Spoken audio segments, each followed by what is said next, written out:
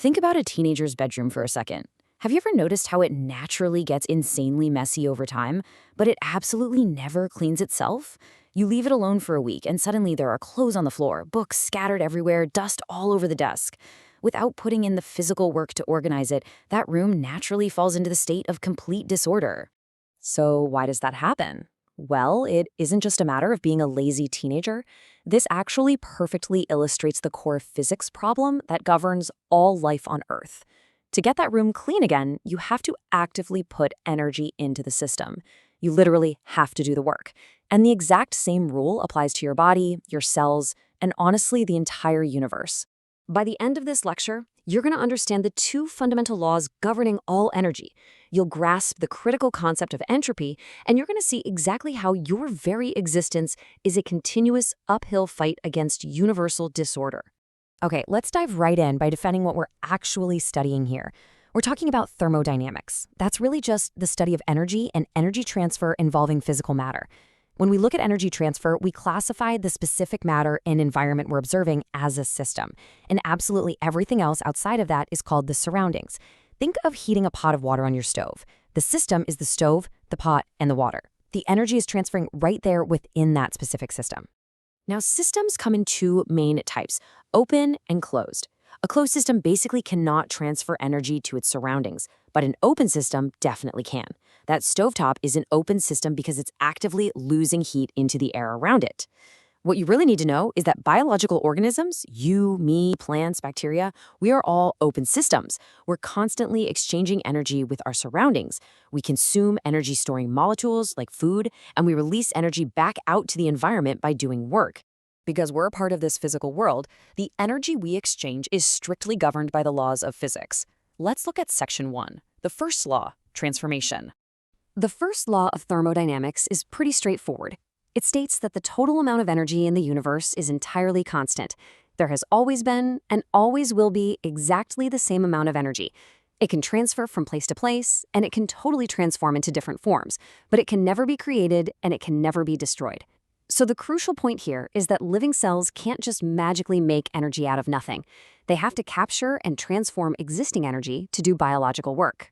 Let's make this super clear with a real-life example of how this transformation actually works. Step 1, we start with electromagnetic radiation, basically light energy coming from the sun. Step 2, a plant, like the grass eaten by a dairy cow, converts that sunlight into chemical energy stored in organic molecules. Step 3, a human consumes that chemical energy in the form of food. Let's go with a dairy ice cream cone.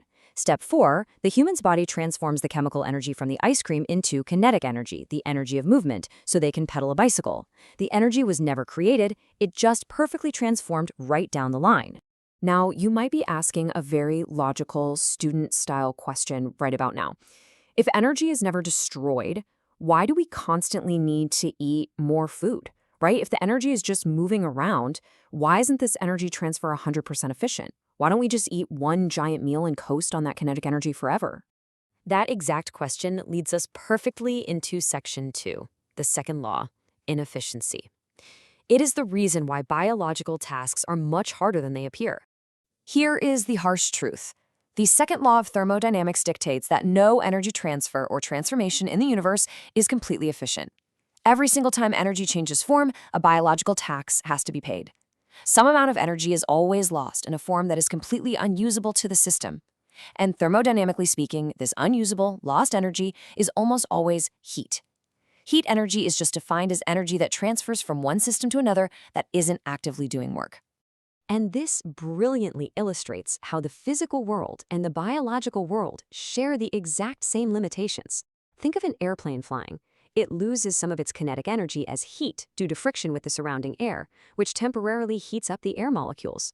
Likewise, in your own cells, as metabolic reactions transform food into usable energy, a massive amount of energy is lost as heat. Now, this isn't entirely a bad thing. For warm-blooded creatures like us, this lost metabolic heat is exactly what maintains our warm body temperatures. But strictly speaking from a physics standpoint, the transfer is highly inefficient. Now, what's really interesting is how this connects right back to that messy bedroom we talked about at the start. Remember how the room naturally gets disorganized? Well, in physical systems, the more energy a system loses to its surroundings as heat, the less ordered and more random it becomes. Scientists actually have a specific word for this, entropy. Entropy is the scientific measure of randomness or disorder within a system. High entropy simply means high disorder and low usable energy. A messy room has high entropy. A perfectly clean, organized room has low entropy. Let's do a quick mental check to make sure this is locking in. Think about a block of ice. It's solid water. The molecules are tightly packed, they're in fixed positions, it's highly ordered. Therefore, its entropy is low. Now add heat energy from the room. The ice melts into liquid water. The molecules start moving around more freely. The entropy just increased. Now heat that water to a boiling point until it becomes a gas. The molecules are flying everywhere, totally random. The system is now highly disordered, meaning it has high entropy. So gases have higher entropy than liquids, and liquids have higher entropy than solids. Wait, this is super important. So let's try one more quick pop quiz, this time with a biological structure. Imagine a really elaborate ant farm with perfectly constructed tunnels and passageways. It's highly ordered. Now, an earthquake shakes the ground and completely demolishes the ant farm into a pile of random sand. In which scenario was the system in a state of lower entropy? Think about it. If you said before the earthquake, you are absolutely correct. The ordered tunnels represent low entropy, while the demolished random sand represents high entropy. All right, let's move to section 3, life's battle against entropy, and see how this builds into the ultimate reality of our biological existence. What does this universal, inescapable trend toward disorder actually mean for living things? Think about the human body.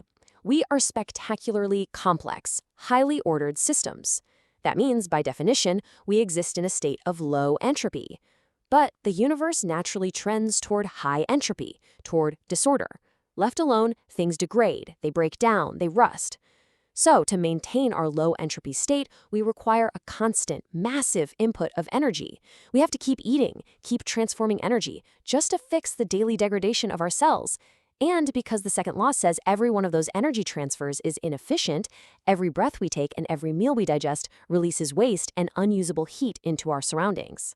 This leads us to one of the most profound realizations in all of biology. Living things are in a continuous, uphill battle against this constant increase in universal entropy.